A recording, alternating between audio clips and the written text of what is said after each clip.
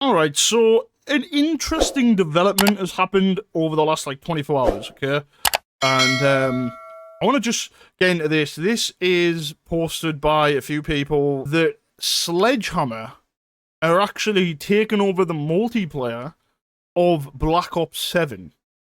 So interesting to say the least.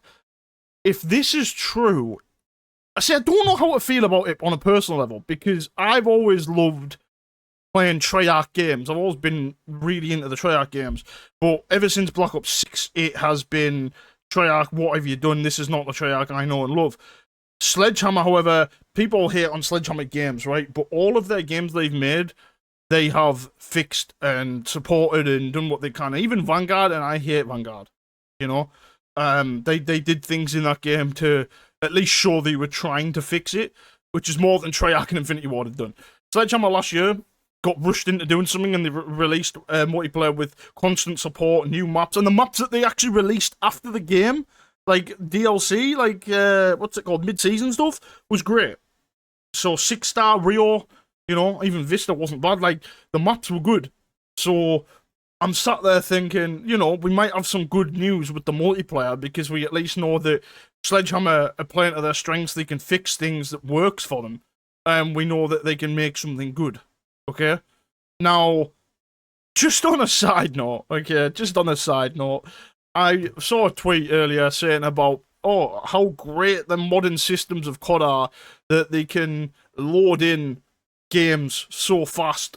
I'm sorry, but if I play Black Ops 6, it takes me like 2 or 3 minutes to find a game. If I boot up an old COD, I'm in a game in 30 seconds. I can still go on COD 4, Modern Warfare 2, World at War, Black Ops 1, and find a game in the first 5-10 seconds. That's insane that people are sitting there defending the new system with all the skill-based matchmaking and stuff, saying that, you know, it's so easy, whatever. It's dumb. But back to the main point. Do I think Sledgehammer games are going to be able to do a better job than Treyarch on the multiplayer? 100%. After what I've seen recently, yes. Now, people are going to say, oh, you're a Treyarch fanboy, or you're a Sledgehammer fanboy, or what, an Infinity Ward fanboy. The point is, it's not like it used to be, okay? The point is now, the people that you know and love, or didn't know and love, should I say, the developers that made the games good back in the day, probably 80-90% of them don't work there anymore. They'll have gone somewhere else, retired, done something else. I mean, Vonderhaar's gone from Treyarch. You know, the guy from Infinity Ward, I forgot his name. He left a long time ago. Was it Michael Condrey or something? I can't remember his name. You know, all them people have gone. The game's not going to be like it used to be because they're not trying to make it like it used to be. They're trying to make something new and different, and this whole money first situation. So that's the first point. But that doesn't mean the game can be unplayable. This year, in my opinion, is unplayable. But if Sledgehammer take over and make the game somewhat like they did with Modern Warfare 3, with the features they implement, the way the system works, things like that, then it'll be more tolerable. Then the game will be more playable, and it won't die of players in the first month. But again, that's not something that you know, we can't guarantee it's going to happen. We can't guarantee that the game's going to be good. It could be Sledgehammer taking over. It could be bad. But right now, I'm sorry to those that don't want to hear this, Sledgehammer are the best developers. By far, they're the most consistent developers who actually listen to the community and do what they can to improve their product. Treyarch have been incapable this year.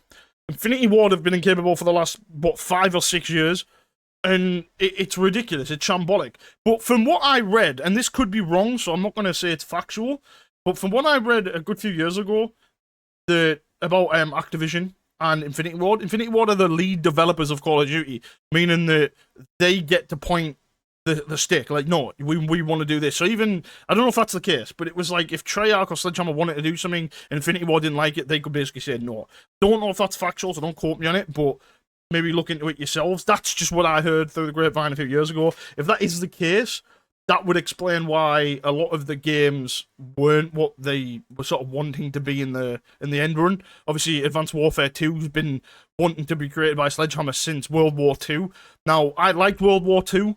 I didn't like Vanguard, so I would have loved to have had Advanced Warfare 2 if it was done right. People say we might get it in 2027. I'd love to have an Advanced Warfare 2. I don't think we're going to get it. I don't think we're ever going to go back to jetpacks, personally. I'd love to, but I don't think we're going to. But I have faith in Sledgehammer to make the multiplayer better. I don't have faith in Activision, Treyarch, or Infinity Ward anymore. But I'm going to wrap it up here. Let me know in the comments what you think about Infinity Ward. Not Infinity Ward, sorry, Sledgehammer taking over. Is this a W or an L? Let me know in the comments. I think it's a W. But I will catch you in the next video. Thank you so much for tuning in. Don't forget to drop a sub and a like if you're new as always. It helps out a ton. And I'll catch you in the next one.